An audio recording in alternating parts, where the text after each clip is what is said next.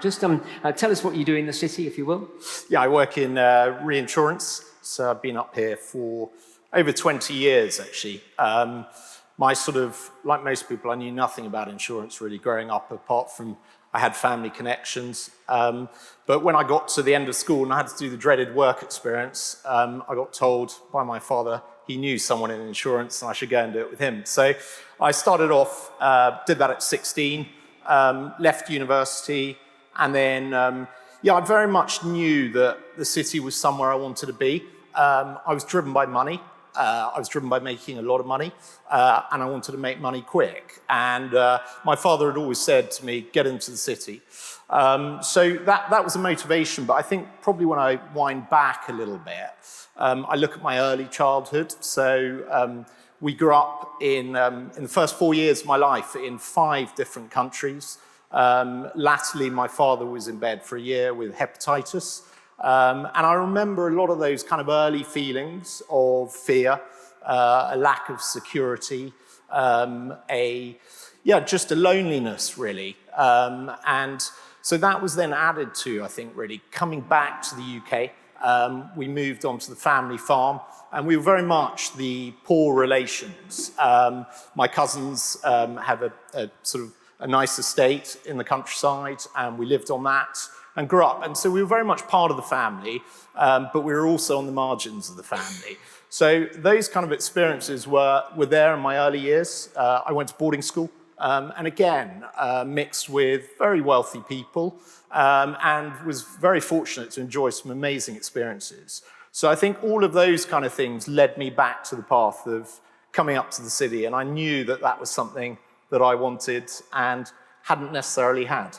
Yeah, interesting that you had that experience early on in life of living in.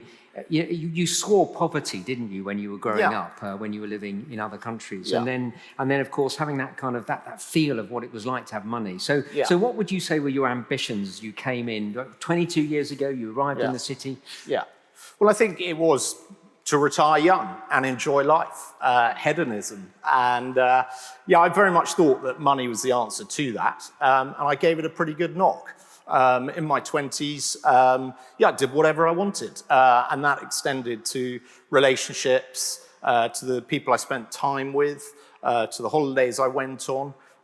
Everything was there at my beck and call. And I think the interesting thing during that period was I found quite quickly that the bar always got lifted. So once I'd sort of achieved something, I then wanted the next thing. Now tell us what you mean. I mean, it's a great expression, the bar always got lifted. What do you actually mean by that? I mean, can you give us a sort of example of how that was the case? Yeah, I guess a simplistic one might be, I'd always wanted a sort of fast convertible car. So I got one of those, I got a BMW convertible, and it was a great car. But by the next bonus, I wanted a Porsche. So it was... I know, I have the same experience. Yeah, exactly. So the bar's always going to be lifted, but you found that in different areas of life as well. Yeah, definitely. I think that is life. I think it'd be remiss and wrong of me to stand up here and say that a lot of what I had was great. I loved it. It was great fun. I think I still, by the grace of God, are able to enjoy lots of things that he's given us. And, I wouldn't want to stand here and say that those things are wrong, but I think looking for my fulfillment, ultimate fulfillment in those, actually didn't lead to happiness at all. It actually led to a lot of loneliness because I became more isolated in my relationships with people. If someone didn't give something back to me, particularly sort of in my relationships with the other sex, then you'd move on. But also with, family relationships, there were all sorts of reasons that actually, if I didn't get something out of it, I lost interest. It's fascinating talking to you. So looking on, I mean, look, I didn't know you back then, but I imagine people would look at Philip Grundy and say he's doing very well for himself, externally, looking very fulfilled. Actually, you were enjoying life. It wasn't that you weren't enjoying life. And yet there was this lack of, meaning and something. What actually changed? I mean, something has changed. So what brought things to a head for you? Well, I think during that whole period, there were times when intermittently I came to church.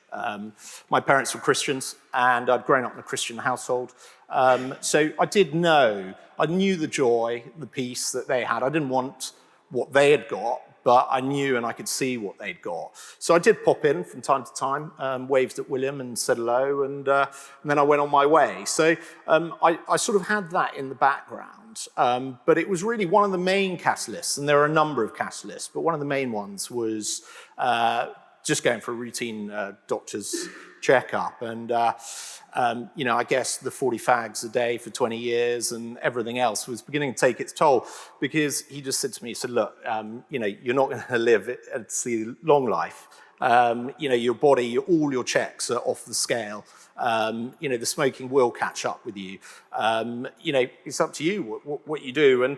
And that for me was quite a Rubicon moment, because suddenly I realized that actually there were limits to my freedom. And there were things that were out of my control, really. And actually, I needed to do something about it.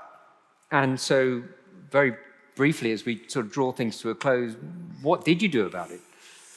Yeah, well, again, there are a number of things I did. You can go to the gym more, you can go and see people and do that kind of stuff. But actually, the main thing was I started to come back to church a bit more regularly. William collared me, William Taylor, and said, look, I've got someone to read the Bible with you. I'd tried that before, hadn't lasted very long. But this time I really wanted to look at the eyewitness testimony and really just engage to see whether these things were true. So there's a great guy, David, who comes here regularly.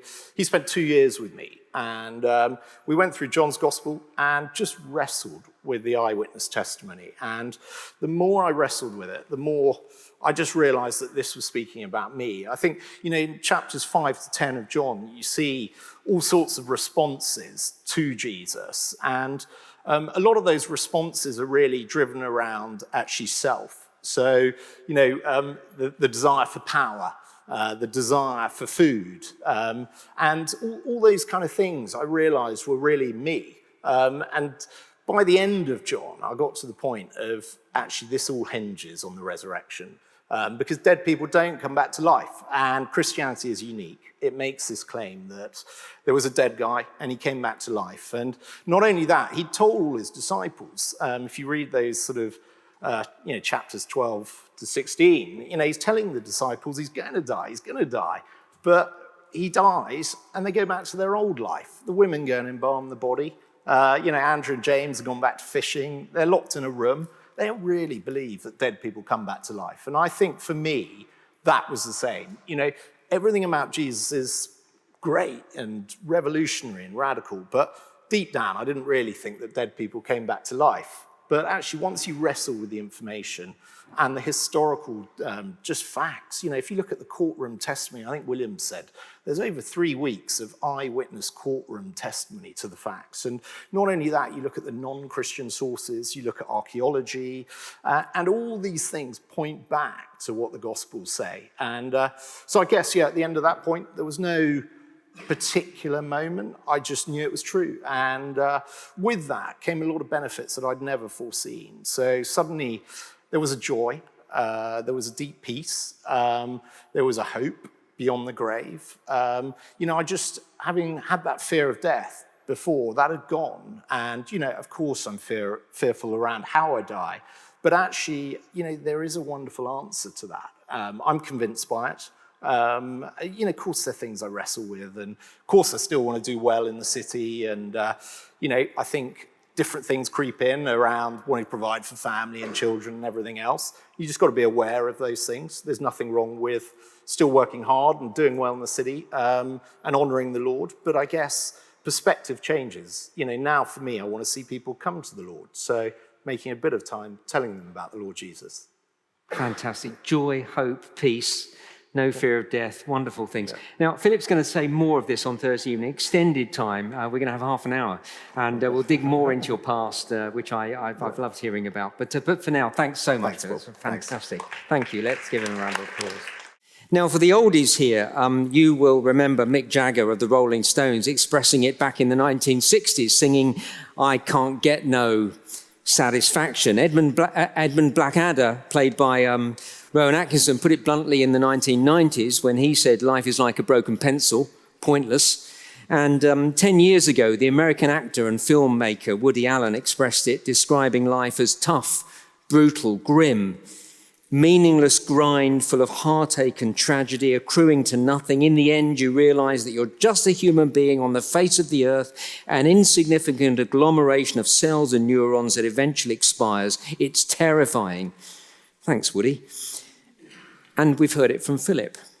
This sense of meaninglessness, purposelessness, emptiness, it's been the experience of hundreds of thousands of men and women and boys and girls, not just in the last 60 years, but since the basement of time, but arguably in the last century, when so many in the human race have acquired more and more stuff, and we've created more and more to entertain us and experienced more and more of the planet. We've got more and more, and yet this sense of the futility of it all seems to have been exacerbated, leaving us desperately searching for what's missing in materialism, or as Philip said, hedonism, and any other isms that we might think are going to have the answer. Often, have you noticed this? It's actually those who achieve their goals who feel it most acutely. You see, many of us, and I'd include myself in this, many of us never quite achieve all that we set out to achieve in life, or acquire all that we set out to acquire. And for people like that, like me, we can be left wondering if it's just because we haven't yet got what we aimed for that we feel so empty. And that is why it's so interesting hearing from those who do achieve and yet hearing them express that same sense of emptiness. I was struck by one example in the news this week. Bradley Wiggins, knighted in 2013 for services to cycling. Sir Bradley Wiggins, 5 times Olympic gold medalist, first British winner of the Tour de France. If ever there was a man at the top of his game, it was Wiggins. But last week, his story headlined on the sports pages. You may have seen it. He admitted to a serious cocaine habit following his retirement from cycling, a habit that he said nearly killed him. Here was a man who achieved so much, got to the top of his sport, yet he says, my addiction was easing the pain that I lived with. So successful and yet not satisfied, not just empty, but emotionally tormented. And look, sadly, desperately, there's no shortage of examples like that from the world of sport and entertainment and business and, well, frankly, every area of life. It seems you can have it all and still feel empty. And while it's a concern of pandemic proportions in the 21st century, it is not a new phenomenon. 2,000 years ago, Jesus spoke into this very need. Turn with me, if you will, to your John's Gospels that are on the tables, and turn to page 31. Philip has already spoken of reading John's Gospel. You have in your hand one little section of the Bible, one of the 4 eyewitness accounts of Jesus' life, Matthew, Mark, Luke, and John. This is John, the eyewitness account of Jesus' life, death, and resurrection. And allow me, as you turn to page 31, to direct you to just one sentence of Jesus. In fact, half of the verse. Chapter 10, verse 10, top of page 31. I came, said Jesus. I came into this world that they, that is human beings, you and me, that we may have life and have it abundantly. Jesus says, I've come to give you fullness of life, life to the max. I've come, said Jesus, that you can get the most out of life. And to me, those words are surprising, intriguing, and shocking. First, surprising. Because many people I talk to think Jesus came in order to take all the fun out of life. Have you thought about that? I think of one man I spoke to years ago, Bill was his name. Bill said to me, I'm not interested in God. He just tells me all the things I can't do. You know, thou shalt not do this, that, and the other. And I've got to say that was my first experience of Christianity, as I sat in church as a lad, bored to tears. And many feel the same way about Jesus, dull, boring, restrictive, a million miles away from living life to the full. One guy said to me, Jesus cramps my style. Never been a problem for me because I haven't got any style, never have had, but I know what he means. And that is quite possibly what many people think about Jesus. And it's possible that the reason people think that about Jesus is because of the way we who follow him present him or represent him. A killjoy who wants to rob us of all the enjoyment of life. So what a surprise to hear Jesus saying something quite different. I've come that you may have life to the full, live life to the max. The very thing that many of us are looking for. So if we find these words surprising, could it be that the restrictive, dull, boring experience we've had of Christianity or imagine Jesus to be, could it be that we haven't actually experienced the real McCoy yet? Not actually met the real Jesus? And what we have had or have an idea of, an experience of, is just a poor imitation of the real thing. So these words are surprising. Second, I think they're intriguing. See, I don't know about you, but for me, these words make me want to know more. I've come that you may have life and have it in all its fullness. And especially when we've heard from someone like Philip today, telling us that he has discovered the truth of these words and testifying that far from it being another letdown, knowing Jesus has been the very thing that has really made sense of life for him, filled the emptiness. These words are intriguing, aren't they? They're intriguing because I reckon no one ever set out on life to not have very much in life. You know, think back to when you just started out on life's exciting adventure here on planet Earth. Imagine asking your teenage self, what do you want to get out of life? I can't imagine back then any of us replying, oh, I just want to be positively mediocre, very ordinary. I'm aiming to be nothing out of the blue. I can't think that anyone has set their life sat-nav to reach a town called commonplace, average, vanilla. Oh, I've set out on a course to be nothing extraordinary. Of course, many of us feel that that's how our life turns out, but I don't think anybody set out on a course like that. That's why life feels so cruel, because life has this knack of snatching all our hopes and dreams and leaving us crushed and devastatingly empty. This week I came across an interview with the indie band Half Live. The video of their hit Still Feel has over 29 million views on YouTube. I mean, it's the sort of thing I watch all the time. In the interview, lead singer Josh Taylor was asked about how he kept grounded in the light of all the success that he was experiencing. He said this: there's this quote that comes to mind of some billionaire who said that when people asked him what it was like to be at the top, he replied, once you get to the top, you realize there's nothing there. And Taylor continues, people think that there's this arrival moment, but there isn't ever one. That's very perceptive for one so young. Maybe he studied psychology where they call this thing arrival fallacy, this misconception that enduring happiness will be realized when we reach a particular goal. It's a common thing, telling ourselves that we'll be satisfied when I get that job, that house, that girl, that. But then when we get to the top, we realize there's nothing there. And life is so full of crushing disappointment. And you know, Jesus speaks of that here. Look at the beginning of that verse that I've pointed us to. Again, top of page 31. Jesus says, the thief comes only to steal and kill and destroy. Life has this knack of robbing us. Dreams stolen, life taken, hopes destroyed, careers ended, relationships broken. Our news feeds are full of it. So in the last few days, the sports pages have reported an horrific crash at a British superbike event at Alton Park, a crash resulting in the deaths of Shane Richardson and Owen Jenner. At 29 and 21 years old, they were living the dream, riding fast bikes for a living, and in a moment it's all gone. Last Sunday's newspaper reported the death of a 16-year-old on a beach in North Ayrshire. A day at the beach, and it ends in a life taken. And the hopes of his parents dashed, destroyed forever. And look, I could keep on scrolling down my news feed, and we could spend the rest of our time just going through all the examples of verse 10 of life stealing, killing, and destroying. I never mind the stories in the news. I reckon we could tell our own stories of life kicking us in the shins as loved ones get ill, our friends suffer relationship breakdown, and we get dealt bitter and crushing blows of our own. Here's the thing. We set out on life to enjoy life to the full, but it seems that many things conspire against it. And even if our story doesn't have a big defining moment of crushing disappointment, so many of us end up drifting in a sort of sea of mediocrity, feeling that life just doesn't quite live up to all that it promised to be. So how intriguing to hear Jesus saying that he can give us what we've always wanted. to be able to enjoy life to the full, to the max. So these words are surprising, they're intriguing, and third, they are really quite shocking.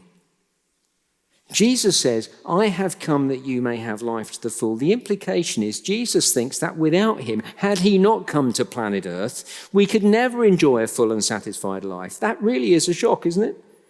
I mean, who does Jesus think he is? Can you imagine that I walked up to you today and said, not only can I tell you how you can have a fulfilling life, but I am the way you can have a fulfilling life. Me, you follow me and you will be completely fulfilled. In fact, if you don't follow me, you can never be fulfilled in life. I mean, what would you think of that? I mean, you'd think I was some trumped up little egotist and be pleased that when I walked away, you'd never have to speak to me again, I imagine. And yet that is what Jesus is saying here. It's shocking. Who does Jesus think he is? Well, the answer to that question comes in the next line. In verse 11, Jesus said, you see it there, I am the good shepherd. And the good shepherd lays down his life for the sheep.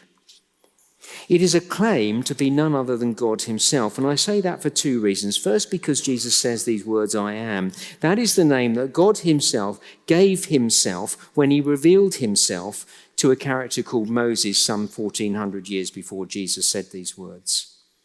Jesus is saying, I am the great I am. And he repeated it again and again in John's gospel. Philip will be able to tell you because he's read through John's gospel several times. Jesus says, I'm the light of the world. I'm the resurrection and the life. I'm the gateway to heaven. I'm the bread of life. I am the way, the truth, and the life. I am, I am, I am. I am the great I am.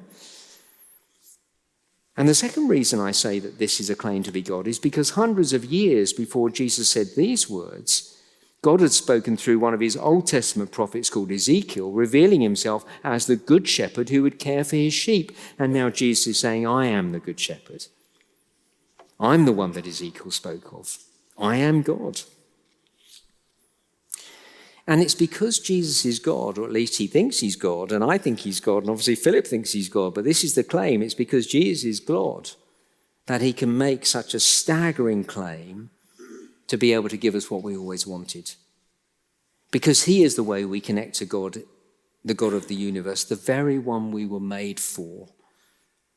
He is where we will find life because we were made to be in relationship with him. That's what Philip has been saying. As he met Jesus, he met the one that made sense of life and what life is all about. And 1700 years before Philip said it, the 4th century theologian Augustine of Hippo said these famous words, our hearts are restless until they find their rest in you. Augustine knew that we were made to be in relationship with God. And until we are, we feel restless and empty. And you see, Jesus is the one who can connect us to God, not only by just showing us that God exists, although he does that, but also, as we read here in verse 11, by laying down his life for the sheep. And with this, I'll draw to a close. When Jesus said, I'm the good shepherd and I lay down my life for the sheep, he's talking about his death on the cross, which you'll read about at the end of John's gospel. A death that he died in order to restore our relationship with God. See, we heard it from Philip earlier, how he turned away from God. And what is true of Philip is true of us all. And it's because we turned away from God that we feel empty. He's the reason for us to live, yet we've turned away from the very reason for living. So, of course, we don't know what life's all about. And that is when we look for all number of other things to fill the void. When actually what we need is to be reconciled to God. That's what Philip discovered. And that's what Jesus is talking about. That's what he came to give us as he died on the cross. I'm the good shepherd. The good shepherd lays down his life for the sheep. It's a remarkable thing. You won't find this in any other world religion. Here is the great I am, God himself, dying for you and me because he loves you and me so much. He longs to be in relationship with you and me. It's staggering. And he not only died for us, but he rose from the grave. And he speaks about that further down in verses 17 and 18. Look with me at verse 17. Jesus said, for this reason, the Father loves me because I lay down my life that I may take it up again. No one takes it from me, but I lay it down of my own accord. I have authority to lay it down, and I have authority to take it up again. Again, it's a staggering thing to say. I lay down my life, and I take it up again. Now, sometimes people do decide to lay down their lives in one way or another, but no one can take it up again. Once we've laid down our life in death, we can't decide to come back to life, but Jesus did, rising from the grave, and it's all here in John's Gospel, chapter 20 and 21. And his resurrection from the grave is the key to understanding how Jesus gives us this life to the max that we long for. See, there are two things we need to have satisfying life: length of life and quality of life. When someone dies early, we say they weren't able to live their full potential. Now, none of us can live life to the full if it's cut short, can we? And Jesus' resurrection points to a life that goes on beyond the grave forever. But second, to enjoy life to the full, we need quality of life. And Jesus promises us eternal life that not only lasts forever, but will be the most wonderful experience we could ever dream of. Just think of the best day you've ever had in your life. A day with the love of your life, with your family, with your bestie. The sun is shining. It's a beautiful place you're in. You feel at ease and at peace all day long, every minute of the day, and you think to yourself, I don't want this day to ever end. And then imagine that it never did. That's what Jesus can give us. And we get a glimpse of it now when we start following Jesus. Philip said it: peace, hope, joy, the fear of death gone. We get a glimpse of it now, but we get it fully when we're with him for eternity. I have come that you may have life and have it in all its fullness. They're words that are surprising and intriguing and in some ways quite shocking. But if they're true, they are absolutely cracking, because they give us hope in the face of emptiness.